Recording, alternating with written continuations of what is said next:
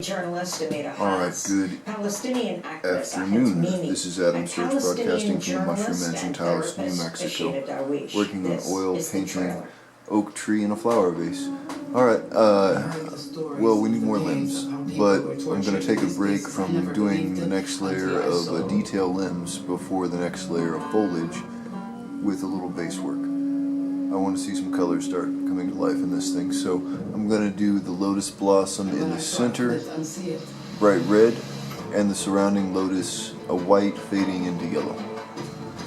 And then the leaves will be light blue, or sort of a medium blue. I think I'll use that light blue, it's really nice. And then, yeah, and that will probably complete the base. I think I'll leave the background completely silver. I like that, and the cleanliness of the lines. I want to try and accentuate, not drown out. Turns a blind eye to Israeli continuous violence and sees Israel as the victim. This is the big question.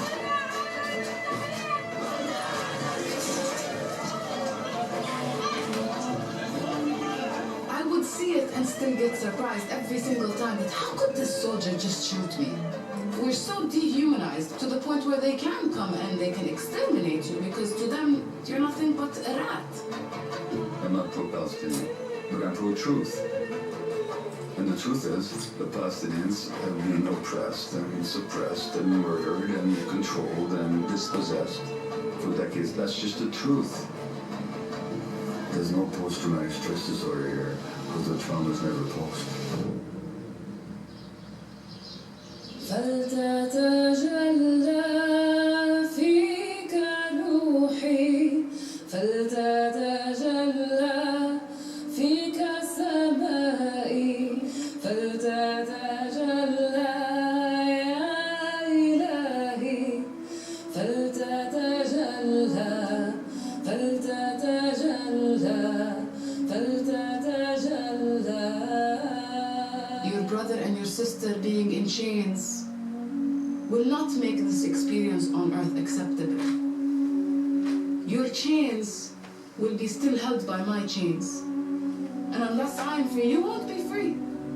The trailer of the film Where Olive Trees Weep that premieres today, that last voice, the voice of Ashita Darwish, Palestinian journalist and trauma healer. She's joining us from Newton, Massachusetts. She previously worked as a journalist and as researcher for the BBC, for Human Rights Watch, and Amnesty International.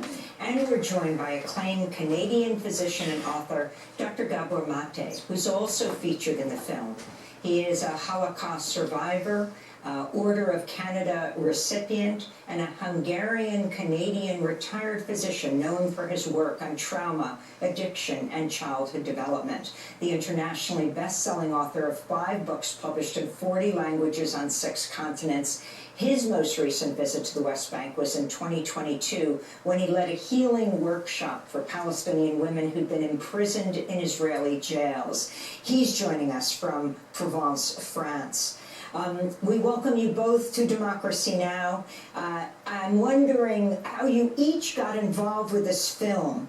And also, Ashita, as a journalist and a therapist, your response to the latest footage showing young men attacking and surrounding a Palestinian journalist named Saif al-Kawasmi, attacked on duty, beaten on the head, and video.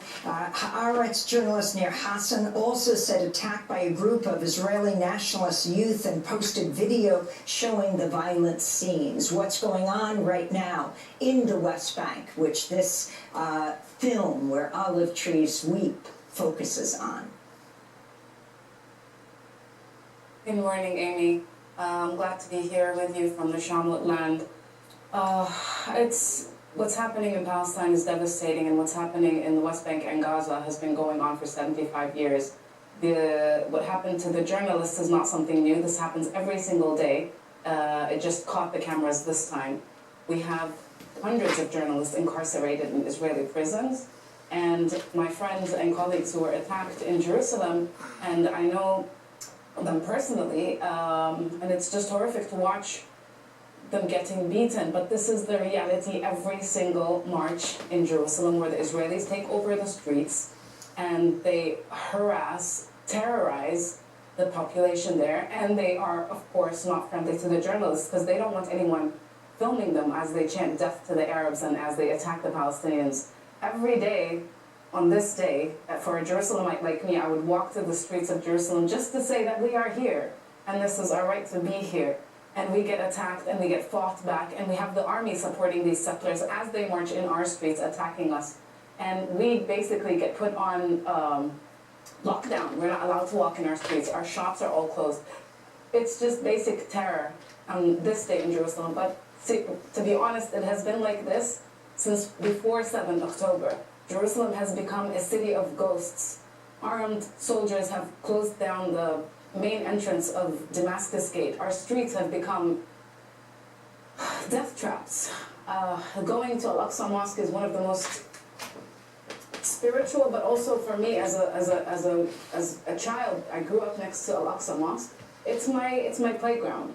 Not being able to walk there, every time that we walk we're always in fear of soldiers that are walking, and they're just waiting for you just to make a smile at some point, just to be caught, strip searched, stood on the walls, and it's just becoming more and more terrifying to be there. In the film, Ashira, you describe your own experience being beaten and arrested by Israeli security forces. Can you describe what happened? So on that day, my mom woke me up. We used to live at that point closer to Ramallah, When was and it? she wanted me to go to this peaceful protest. Sorry? When was it? What year? This was in 2000. It was in 2001. It was at the closure of the Orient House in Jerusalem, and it was a time where we had protests in the West Bank most of the time, and it was more of clashes. And my mother wanted to take me to a protest to show me that there's another way of resistance, and it was a joint protest between Israelis, Palestinians, and internationals. And it was a singing protest. So in the beginning I was like, my God, Mama, what do you think this is going to do? I mean, it's like, what is our singing going to do to liberate anything or help anyone for that matter? And I went very skeptical. And then when I saw the people chanting, and I was like, oh, this is beautiful because I love to sing. And we started singing. And I did not even imagine, when we're in protests in Ramallah, soldiers are far, they shoot and fire at you. You're lucky you get tear gas. If you're not lucky, you get a live bullet. And there's distance between us and them. This one, it was very close, and the soldiers just rammed us with horses in the beginning, and then they put these, what they call musta'ribin, Israeli soldiers undercover, and one of them grabbed me, and I thought we were doing a human chain, but then I realized everybody was moving further. And that was my first experience of being held down and attacked by the soldiers, and I was on the floor and the cameras were flashing and they were beating me with sticks on my knees, trying to break my knees. And I would just remember waking up and closing my eyes and just not understanding why the cameras are just taking pictures of me. And I was only 16 when I was taken, and I knew I was shouting when I got into the Jeep, and then the other activists were like, calm down, they will take you and beat you, until I saw a kid where they dragged him and they put his head into, smacked his head into the Jeep, and then I was like, okay, this is this is serious. And when we went to the police station, naive me thinking the police, at that point I still didn't really realize the levels. So I thought the police would be better than the soldiers, and then of course it wasn't better, and I was slapped in the police station to sign a paper, and I basically gave away my mother. I told them that it was my mother's fault, she took me, I had nothing to do with this, and that I would never go there on my own, and just so I can get out of that wretched place. And it was the Maskubiya. It's one of the most horrific places on planet Earth. If there's one dream that I have in my life, is that to turn that place into a museum where we can just mark what has been done to people in that place. And that was my first experience there, and then I was detained 2 other times, but yeah. And then can you talk about how that experience led to your desire to become a journalist, and why you believe that journalism can play a role in peacemaking? So for me, it was an almost immediate reaction because of the cameras. I was really upset that the cameras were filming me and none of the journalists decided to pick me up or help me. And I wanted to do music before. That was my thing. I always wanted to chant and sing, and I used to play the qanun. And that moment, I think a few months later, I had to register in college, and I was like, I'm going to do journalism because I want to do journalism differently. I want to be the journalist who documents and tries to help. And there's no such thing as being on this whole Western theory about balanced reporting. If you're being balanced in a situation of a genocide, then you're complicit in genocide. There's no white and black in this. Journalism is a profession that's supposed to open the eyes of the people, and so that they can do something to put the governments on check. And of course, the situation right now is the governments and the capitalists basically control the media. So it's all one thing. But that was when I made the decision, and yeah, I also paid for it afterwards because I was arrested for my journalism as well, detained the 2 times. I want to turn to another clip from Where Olive Trees Weep that features the longtime Israeli journalist Amira Haas, the daughter of Holocaust survivors, Haaretz correspondent for the occupied Palestinian territories. And then we hear from our next guest, Dr. Gabor Mate. The issue is a present-day ongoing settler colonial project that, by definition, is meant to take the land and create a political system that excludes the indigenous people. 200 years ago in the States or New Zealand or Brazil, it was not considered violations. It was the norm.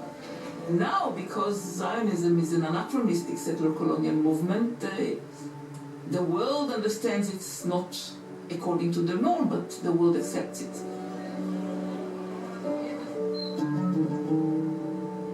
In this Holy Land, there's always been a lot of violence and oppression and injustice going back to ancient times. And then the foundation of the State of Israel, which could only have been accomplished by denying the rights of the local population. So in that sense, it's just another colonial project. In 1917, when David Balfour, the British foreign minister, who the hell was he to promise a foreign land to anybody else? That's Dr. Gabor Mate, the acclaimed Canadian physician and author, Hungarian, Canadian, going back to Hungary. Today you're in Provence in France, Dr. Mate. In Normandy, world leaders have gathered for the 80th anniversary of what's known as D-Day, where more than 150,000 Allied troops forged a beachhead for the liberation of Europe from Adolf Hitler's Nazis. You yourself had your experience in the Holocaust, fled from Hungary. Can you talk about how that connects to your deep concerns about what's happening in Palestine? First of all, thanks for having me back on your program, Amy, and thanks for your coverage of this issue over the past months. There was a study done in 2005 reporting many studies done on the mental health of Palestinian children, and a large percentage of them, long before Hamas became the ruling government in Gaza, a large percentage of Palestinian and Gazan children were suffering because of post-traumatic stress disorder, which included nightmares, aggression towards the parents, bedwetting. Now, I wet my bed till I was 13 years of age because I was born the same year that D-Day happened. I was born in January as a Jewish infant under Nazi occupation and bombings and all the stress and trauma. How could I not relate to the experience of, and my mother took me to a psychologist when I was 8 or 9 years old for bedwetting. And I remember what the psychologist said. She said, "Madam," she says, "if bedwetting is the only symptom this kid has, you're very fortunate indeed." Well, it wasn't the only symptom that I had.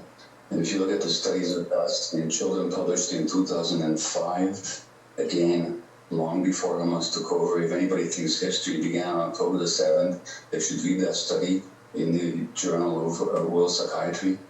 The most prevalent cause of exposure of traumas were witnessing funerals, witnessing shooting, seeing injured or dead strangers, or family member being killed or injured, and a large percentage of these kids had PTSD symptoms. This is 20 years ago in Palestine, in the West Bank, and especially in Gaza. So now that it's the 80th anniversary of D-Day, which is the beginning, at least on the Western Front, of the defeat of the Nazi empire, how can we not relate that to what's going on right now? When these children in Gaza are witnessing all the things that I just described that people up in Gaza were witnessing for decades, and that I myself experienced as an infant, and the resonance is just too powerful. And this beautiful film, and actually the most beautiful part of the film, as much as I love my friend Ashira, is not the part about her, although she plays a major role in it. It's just when the filmmakers show the experience of Palestinian peasants and shepherds and ordinary people, and what it's like to live under this, in the grips of this brutal and relentless occupation. And so I went there to work with that, and this anniversary of D-Day really resonates for me. It's the 80th anniversary of my own birth that year, but also that same horror being reenacted now on Palestinian children and Palestinian people. In this clip from Where Olive Trees Weep that's premiering today, we hear psychologist and human rights activist Elena Beatriz Manrique Charo of UNRWA, the UN Agency for Palestine Refugees. She works with schools and Bedouin communities in the West Bank. You are not in a situation where the traumatic situation had happened and now people have a safe space where you can work on that. So you need to understand that working on trauma will be in a context of ongoing traumatic situation. You cannot make a normal life if you are all the time in touch with the pain and the sorrow and the grief. And in this clip from Where Olive Trees Weep, Palestinian Ahmad Salah Barghouth describes being displaced from Awalaja village during the Nakba. I was born in the village Walaja in 1947.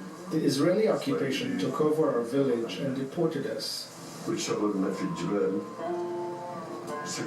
We were displaced into the hills and we settled here, temporarily in caves and tents, hoping to return to our village as was promised by the United Nations. We lived the life of refugees, displaced with no home, land, or income.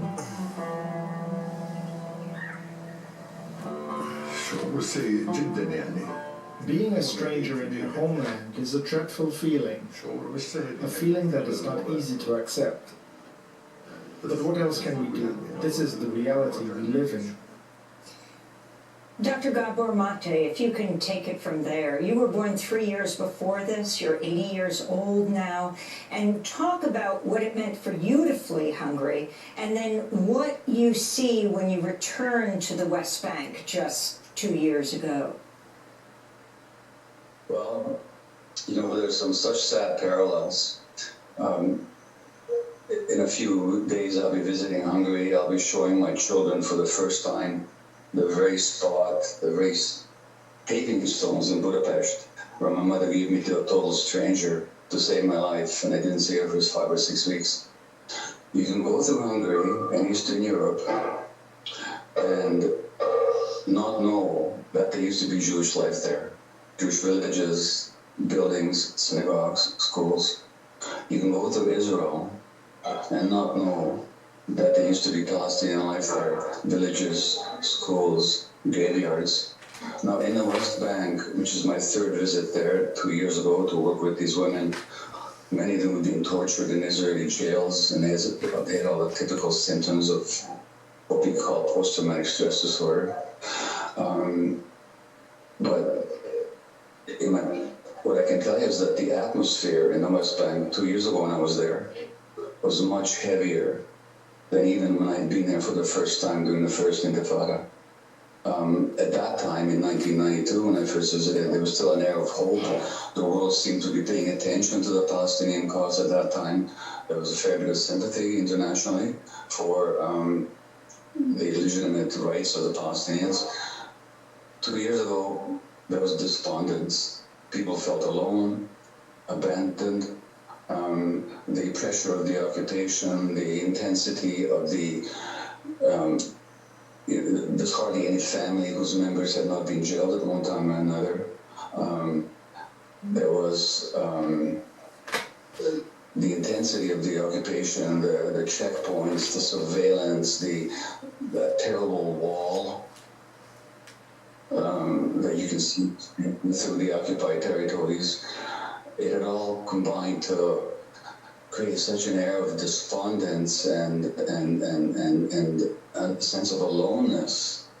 At the same time, I had to be very impressed with the resilience, the ongoing willingness to endure amongst Palestinians, and I should also mention here the sympathetic and brave Israelis who stand up to all that. Amira has been one of them, and some of them helped organize my visit as well. So it's not a question of, Jews versus Arabs or Palestinians versus Israelis. It's a question of a system that has imposed itself like a monster, suppressing and squeezing the life out of Palestinian national, cultural, and personal life. And that's what I saw when I was there 2 years ago. And the women I was working with, what was interesting is the commonest symptoms, you might say, was a sense of guilt that they hadn't been strong enough to resist, that they hadn't rescued their friends. It's a difficult trauma response that these things, it's all my fault. But it was, as somebody who works with trauma, to witness all this on such a massive scale, even for me, it was shocking, and what little could I do to help them? At least what I could do, and what this film does, and what your program does so consistently, is to witness. So they don't feel so alone. So Shira doesn't have to feel so alone with their experience. Democracy Now! Is funded by viewers like you. Please give today at democracynow.org/give.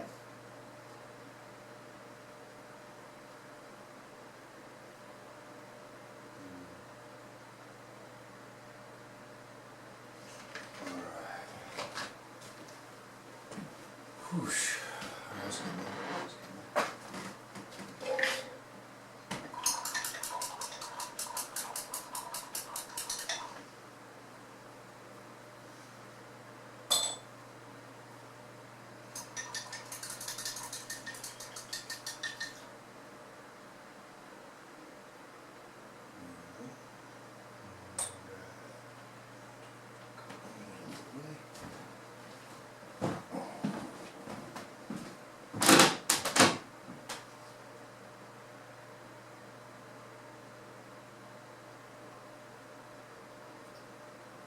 Welcome back to Uncensored. Dr. Gabor Mate made global headlines earlier this year when he appeared in an interview with Prince Harry, the renowned trauma expert.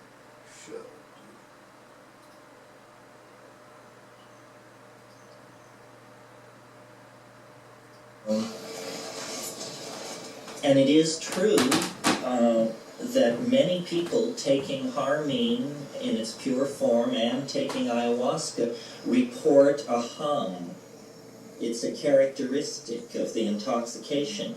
Dennis claimed that this was actually the electron I might do a spin little bit of adjusting on that after so when I shut he got this down. to La Chirera, and under the Painted the ceiling out today also. My back's a little tweaked, so I think I'm going to cut it there rather than continue with other colors and maybe adjust some of these highlights and the gold a little bit. And then pick it up with the leaf coloration next time, and probably some more limbs if we do a double segment next time.